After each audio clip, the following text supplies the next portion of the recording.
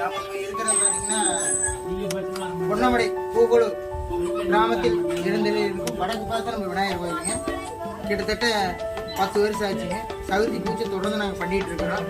நம்ம கோயிலுடைய சிறப்பு அம்சங்கள் பார்த்தீங்கன்னா வடக்கு பார்த்து அமைஞ்சிருக்கு. பிள்ளையார்பட்டிக்கு அடுத்தபடியாக அமைஞ்சிருக்கிற கோயில் பார்த்தீங்கன்னா நம்ம பொன்னமடையில் வடக்கு பார்த்து அமைஞ்சிருக்கிற செல்வ விநாயகர் ஆலயம் மட்டும்தான்.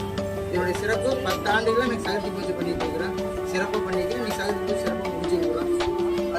அதுபோல் பார்த்தீங்கன்னா 5 சிலை எடுத்து ஓராண்டுகளாக அதை சிறப்பாக சதுர்த்தி பூஜை பண்ணி முடிச்சிருக்கோம்.